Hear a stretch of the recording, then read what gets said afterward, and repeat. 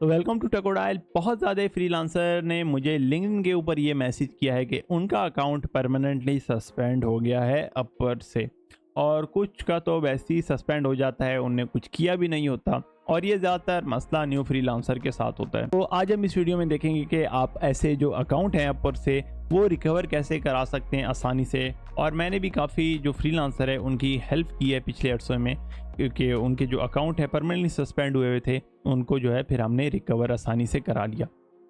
तो जो सबसे बड़ा मसला है फ्रीलांसर जिस चीज़ को नहीं देखते वो है अपवर्क की टर्म ऑफ सर्विसेज। बहुत से न्यू फ्रीलांसर होते हैं और उनको इस बात का अंदाज़ा नहीं होता। उनने जो अपवर्क की टर्म ऑफ सर्विसेज हैं उनको अच्छे से पढ़ा नहीं होता, और जब भी वो क्लाइंट के साथ चैट वगैरह करते हैं वो कुछ ना कुछ गलती कर जाते हैं, और जिसकी वजह से अपवर्क जो है उनका अकाउंट सस्पेंड कर लेता है।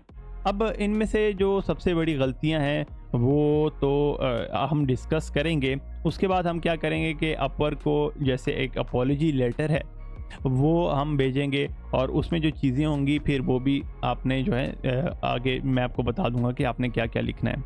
मगर सबसे पहले हमने ये देखना होगा कि वो कौन सी चीज़ है जिसकी गलती आपसे हुई है, क्योंकि उस चीज़ को आइडेंटिफाई करना बहुत ज़रूरी है। और वो स्पेसिफिक चीज़ जब आप खुद से आइडेंटिफाई कर लेंगे तब आपने वो लेटर बनाना है, और उसी लेटर में वही चीज़ लिखनी है जिससे जो पोटेंशियल गलती है आपसे वो हुई होगी। फिर आप जब वो उसको एक्सप्लेन कर देंगे अपवर्क को उस गलती के बारे में, तब वो उसको आप सेंड कर देंगे। तो इसका फॉर्मेट मैंने पीडीएफ वर्ड में बनाया है, वो भी आपके साथ मैं शेयर करूंगा, उसको हम डिस्कस भी कर लेते हैं। मगर जो सबसे बड़ी गलती जैसे मैंने आपको बताया था टर्म ऑफ सर्विस की वायलेशन है। अब इसमें जो सबसे पहली चीज़ ये हो सकती है कि आपका क्लाइंट की तरफ से फीडबैक सही नहीं आया। आपने कोई प्रोजेक्ट किया है उसमें कुछ गलती हो गई है आपसे। आप दो ये गलतियां दो तरह की हो सकती हैं, आप जानबूझ के भी कर सकते हैं, या आप वैसी जो हैं इतने स्किलफुल नहीं है, और जो क्लाइंट आपसे काम डिमांड कर रहा था आपने उसके जो है स्टैंडर्ड को नहीं मीट किया। तो क्लाइंट क्या करता है वो अपवर्क को रिपोर्ट कर देता है, और जैसे अपवर्क को वो रिपोर्ट करता है तो अपवर्क फ्रीलांसर के अगेंस्ट एक्शन लेता है और उसका अकाउंट जो है सस्पेंड कर लेता है। तो ऐसे जो अकाउंट हैं ये डेफिनेटली रिकवर हो जाते हैं, और इसका जो रिकवर करने का तरीका है वो भी काफ़ी आसान है। दूसरा जो सबसे बड़ा इशू है वो है पेमेंट इशू को लेके। और इसमें क्या होता है कि कुछ स्कैम क्लाइंट भी होते हैं, और फ्रीलांसर कुछ भी अपनी गलती कर लेता है। वो ये कहता है कि क्लाइंट उससे कहता है कि अगर आप जो पेमेंट है वो आउटसाइड द प्लेटफॉर्म अगर मैं आपको दे दूं तो वो आपके लिए अच्छा होगा। और फ्रीलांसर भी इस गलती कर लेता है कि उसको किसी और प्लेटफॉर्म के थ्रू वहाँ पे चले जाते हैं ये लोग, और वहाँ पे पेमेंट रिसीव कर लेते हैं। तो ये भी एक अपवर्क की बहुत बड़ी टर्म ऑफ वायलेशन है, और इसमें बहुत ज़्यादा फ्रीलांसर जो है ट्रैप हो जाते हैं। क्लाइंट जो होता है वो कहता है कि मैं आपको अपवर्क के प्लेटफॉर्म के ऊपर पे नहीं करूँगा, किसी और थर्ड पार्टी प्लेटफॉर्म के ऊपर पे कर दूँगा। तो इस केस में भी अपवर्क क्या करता है कि आपका अकाउंट सस्पेंड कर देता है। अब इस तरह के जो अकाउंट हैं वो भी आसानी से रिकवर हो जाते हैं अगर आप एक अपॉलजी लेटर भेजें, तो वो भी हो जाते हैं। एक और जो इसमें चीज़ है और सिक्योरिटी कंसर्न है, इससे भी काफ़ी जो अकाउंट है वो सस्पेंड हो जाते हैं। वो ये है कि मल्टीपल लॉगिन हो जाते हैं डिफरेंट डिवाइसेस से, या तो एक ही टाइम पे काफ़ी जो डिवाइसेस हैं वो लॉगिन हुई होती हैं। मतलब कि एक डिवाइसेस आपकी एक शहर में लॉगिन है, दूसरी जो है दूसरे शहर में लॉगिन है। तो इसकी वजह से भी अपवर्क क्या करता है कि आपका अकाउंट सस्पेंड कर देता है। तो यहाँ पे लिखा हुआ है कि suspicious account activity such as login in from different location frequently और इरेगुलर अकाउंट बिहेवियर में trigger a suspension for security reason. अच्छा, अब यहाँ पे क्या होता है कि जैसे मैंने आपको पहले बताया कि डिफरेंट डिवाइसेस लॉगिन हो रही होती हैं डिफरेंट लोकेशन से। उससे भी हो सकता है, अगर आप वीपीएन यूज़ करते हैं तो उसकी वजह से भी जो आपका अकाउंट है वो सस्पेंड हो सकता है। तो ये वाली अकाउंट भी आसानी से रिकवर हो जाते हैं। आइडेंटिटी वेरिफिकेशन, इसमें क्या होता है कि आपके जो वो वीडियो कॉल करते हैं उसमें आपकी पिक्चर उनको सही नज़र नहीं आती, या उसमें कुछ मसला हो जाता है, या आपका जो आईडी कार्ड है वो आप अपलोड करते हैं उसकी वजह से आपकी जो प्रोफाइल है वो सस्पेंड हो जाती है। कुछ केस में ये भी देखा गया है कि फ्रीलांसर जब अपनी प्रोफाइल पिक्चर अपलोड करते हैं तो उसकी वजह से भी जो उनका अकाउंट है वो सस्पेंड हो जाता है। तो ये भी जो है आसानी से रिकवर हो जाती हैं।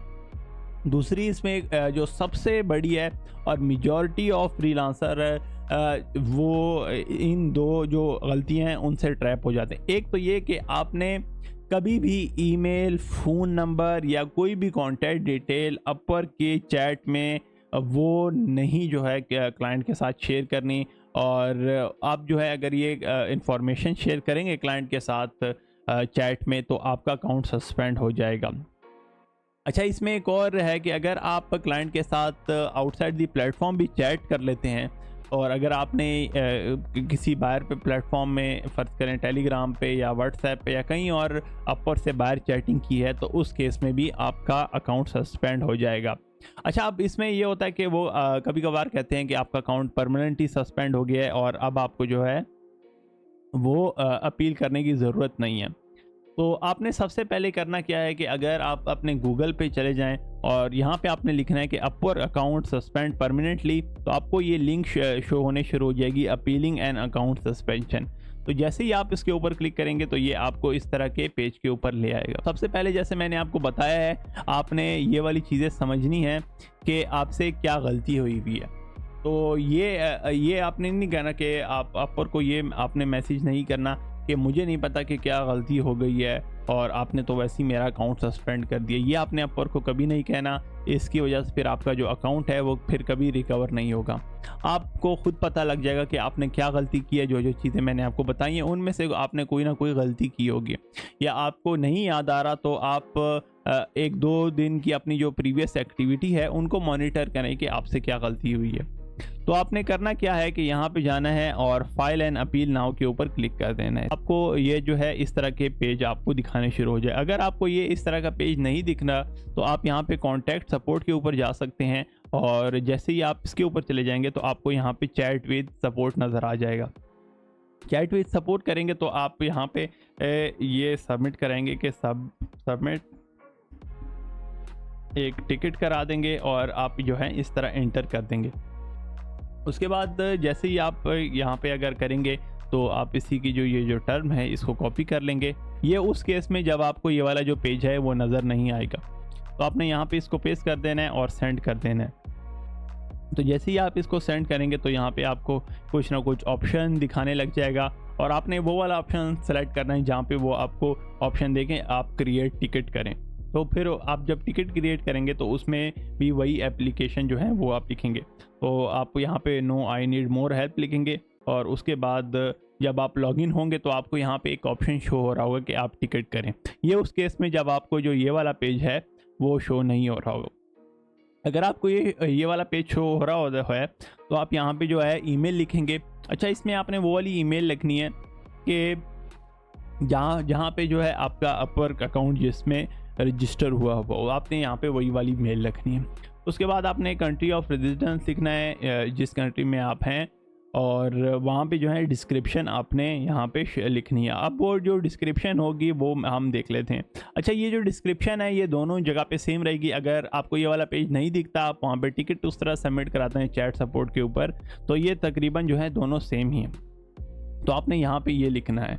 तो अब हम डिस्क्रिप्शन को देख लेते हैं कि आपने डिस्क्रिप्शन में क्या लिखना है।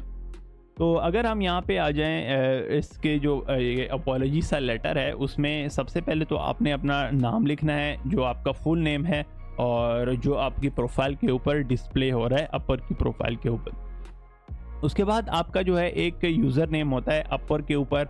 अगर आप अपने अकाउंट के अंदर लॉगिन हो तो वहाँ पे अगर आप सेटिंग में चले जाएं तो वहाँ पे आपको एक स्पेसिफिक यूज़र नेम दिख रहा होता है। वो हर फ्रीलांसर का यूनिक होता है और वो आपने यहाँ पे जो है पेस्ट कर लेना है। वो अंडरस्कोर इस तरह करके कुछ हर किसी का जो है यूनिक होता है।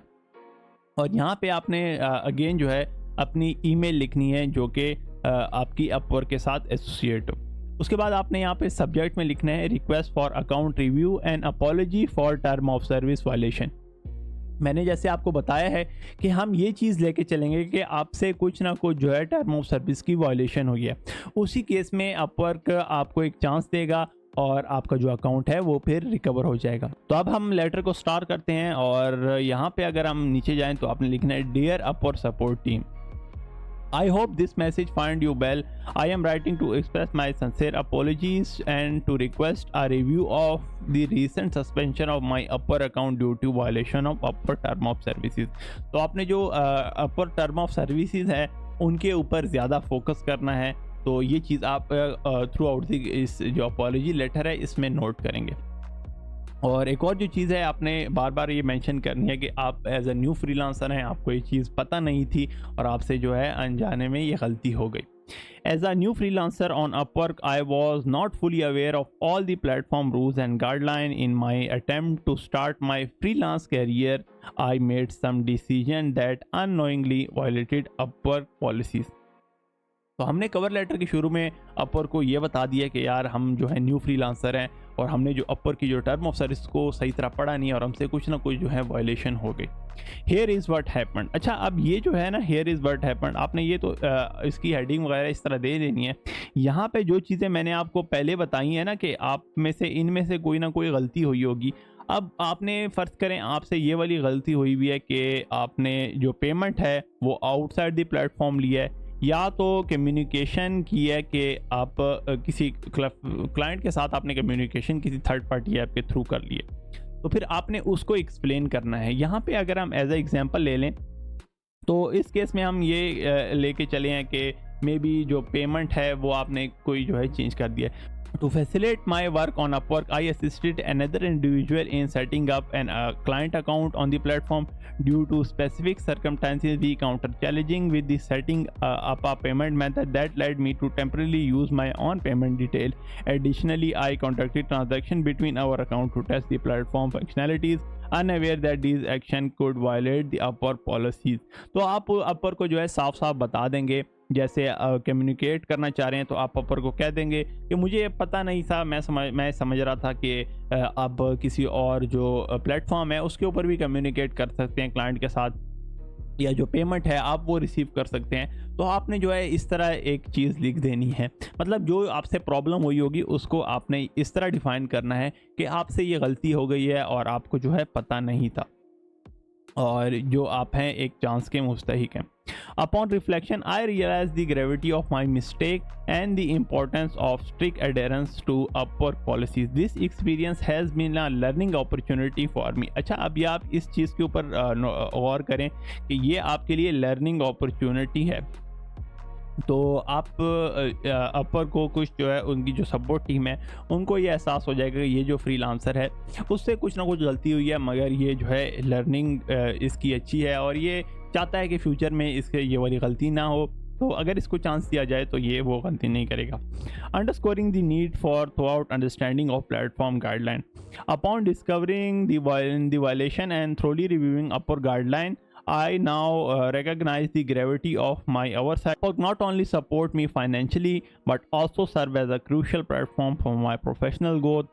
I deeply regret any disruption my action may have caused and understand the importance of strict adherence to the Upwork policy. I respectfully request the reconsideration of my account suspension. I am committed to learning from this experience and pledge to strictly follow all Upwork policy moving forward. Thank you for your time and understanding। और ये आप भेज देंगे। आपने एक चीज़ इस cover letter या इससे जो अपॉलॉजी लेटर है इसके अंदर नोट की है कि हमने Upwork को ये बार बार बताने की कोशिश की है कि हमसे ये गलती हुई है कि हमने Upwork की जो टर्म ऑफ सर्विस है उसकी वायलेशन की है और हम आइंदा जो है इसकी वायलेशन नहीं करेंगे। आप एक और जो चीज़ वो कर सकते हैं वो ये कर सकते हैं कि Upwork की जो TOs हैं तो आप ऐसा कर सकते हैं कि जो इसकी लिंक है वो भी आप कॉपी कर सकते हैं और यहाँ पे जो है नीचे पेस्ट कर सकते हैं और आप बता दें कि Upwork को ये कह सकते हैं कि अब जो है मैं ये जो Upwork की ये टर्म ऑफ सर्विसेज हैं इसको मैं पढ़ूंगा। तो ये Upwork की जो टर्म ऑफ सर्विस का पेज है आप इसकी लिंक कॉपी कर लें और जो आपका लेटर है उसमें आप पेस्ट कर लें कि आप अब जो आपसे ये जो टर्म ऑफ सर्विसेज हैं Upwork की इसको अच्छे से फॉलो करेंगे। फिर आपने क्या करना है, यहाँ पे ये डिस्क्रिप्शन एंटर कर देनी है और यहाँ पे आपने सबमिट कर देना है। तो विद इन 48 आवर आपसे Upwork के जो मेंबर हैं वो कांटेक्ट कर लेंगे और उसके बाद डेफिनेटली आपका जो अकाउंट है वो फिर रिकवर हो जाएगा। कभी कभार ऐसा नहीं भी होता, मगर आप एक दो बार जब ये अपील भेजते हैं तो आपका अकाउंट आसानी से सस्पेंड रिकवर हो जाता है। तो आपका भी अगर अकाउंट अपवर्क के ऊपर सस्पेंड हुआ है, परमानेंटली सस्पेंड हुआ है, या जो मैंने इशू बताए हैं आपसे वो वाले इशू हुए हैं, तो आप नीचे कमेंट सेक्शन में बता सकते हैं इसके बारे में। और आप मुझे लिंक्डइन के ऊपर भी कांटेक्ट कर सकते हैं, तो वहाँ पे भी जो है मैं आपका इशू सॉल्व कराने की कोशिश करूँगा। तो आप जो है अपवर्क के ऊपर आप टर्म ऑफ सर्विस की वायलेशन ना किया करें, और जो जो चीज़ें मैंने बताई हैं आप उसके ऊपर गौर किया करें। तो चले चलते हैं, आपसे मिलते हैं नेक्स्ट वीडियो में, और मज़ीद इस तरह की वीडियो देखने के लिए इस चैनल के साथ जुड़े रहें।